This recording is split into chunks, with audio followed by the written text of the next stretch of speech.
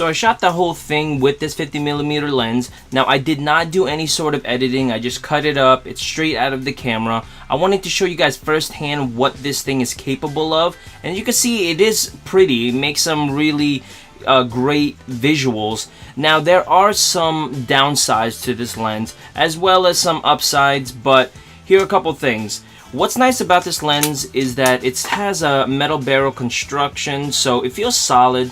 It's not heavy by any means compared to some of the other lenses. And what's nice about this though is that it's got this nice smooth focus ring, and I feel like it's great. Like, it really helps you get a precise focus whatever it is that you're shooting. Now what I did wish, and this is actually something that might be a deal breaker for some depending on what kind of photography or what kind of filmmaking you do, is that it is missing dust and moisture sealing. So it's not weather sealed by any means, which is kind of a bummer, you know. Like, for me, it's a big deal. I do a lot of video and photo work, and I'm out shooting in the rain or in like dirt and things like that, so I really put my equipment to work, you know what I mean? I don't really baby it too much. So with that being said, it is a downside for me. Now it might not be a downside for you, and that's perfectly fine. It's really just preference.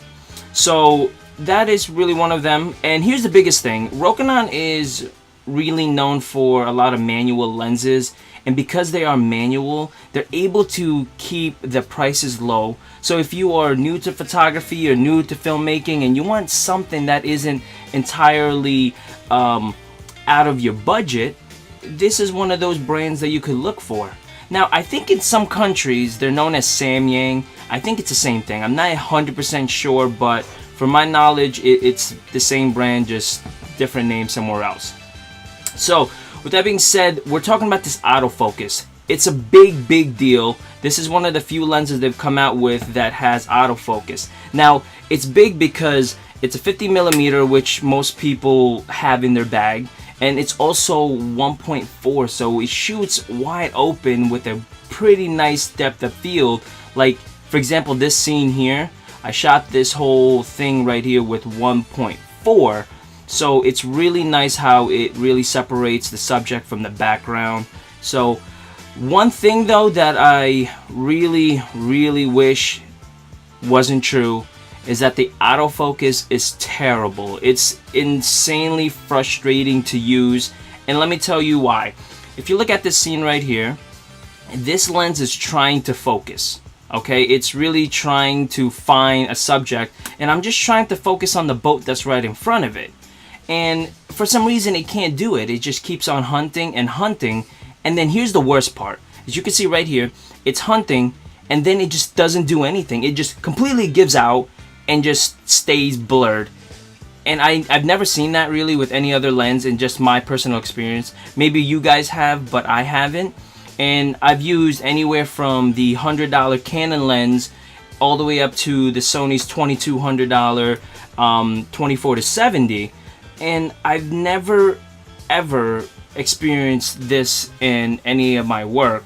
So for me, this is a really big deal, and I feel this is a real deal breaker, because if you think about it, you're really selling this lens being an autofocus lens, and then it's got a nice price point too, you know what I mean? So you can't really go wrong with that.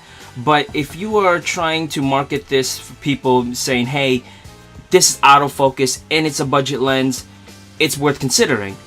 But at the end of the day, when you're marketing, when you're trying to market this system, this autofocus, and it doesn't work, I mean, it's just another manual lens that you guys always been selling, right?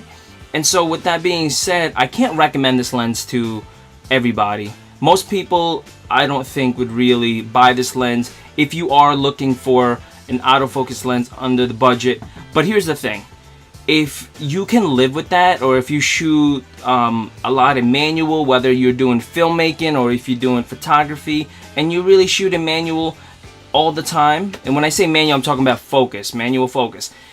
If that's the thing, then that's fine. You could go ahead and buy this lens if you can live with that. But for me, if I'm gonna go ahead and buy a lens that has autofocus and autofocus isn't reliable at all, I wouldn't buy this lens. There's so many other options.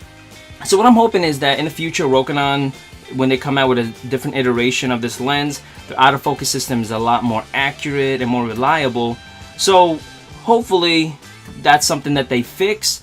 But at the end of the day, my recommendation is either save up for a more expensive lens that's a lot more reliable, that's gonna have some weather sealing, and then the autofocus is a lot more reliable.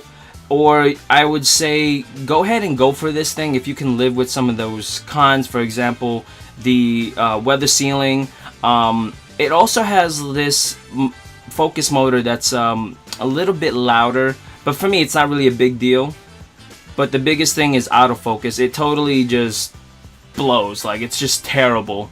So with that being said, I hope that I answered your question, and I hope you guys consider whether you should be buying this lens or not. But I say go for a different option if you are looking for something that has an autofocus, because there are better options out there.